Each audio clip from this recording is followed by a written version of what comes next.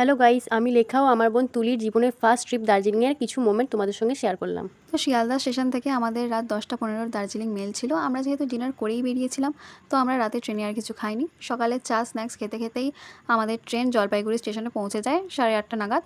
সেখানে ব্রেকফাস্ট সেরে আমরা পার হেড 350 টাকা হিসেবে আমরা শেয়ার কার বুক করি। যেহেতু আমরা 11 জন ছিলাম, তাই আমাদের 1 টাকারই হয়ে গেছে। দেন পথে কিছুক্ষণ ব্রেক নিয়ে লাঞ্চ সেরে আমরা আবার আমাদের জার্নি কন্টিনিউ করি এবং আমরা মেলে পৌঁছাই ওই 2:30 নাগাদ। মেলে পৌঁছে আমাদের ফার্স্ট কাজ ছিল হোটেল বুক করা, যেটা আমরা করে যাইনি, তাই আমরা সবাই মিলে কন্ট্যাক্ট নাম্বার নিয়ে হোটেলদের কল করতে করতে অবশেষে একটা হোটেল ঠিকঠাক পেলাম, যেটাতে আমরা 3টে রুম বুক করলাম এবং আমরা রেস্ট করে বেরোলাম মহাকাল মন্দিরের উদ্দেশ্যে। মহাকাল মন্দিরটি আমাদের হোটেল থেকে খুব বেশি না, 10 মিনিটের দূরত্বে ছিল। আর ওখান থেকে 700 মিটার হেঁটে উপরে ওঠা মহাকাল মন্দির খুব একটা কষ্টকর কিচ্ছু না। ওখানের ভিউটা খুবই সুন্দর, খুবই মনোরম, ওখানকার পরিবেশ অসাধারণ লাগছিল। আর রাত হয়ে গেছিলো বলে আমাদের ওই জায়গাটা আরোই সুন্দর লাগছে।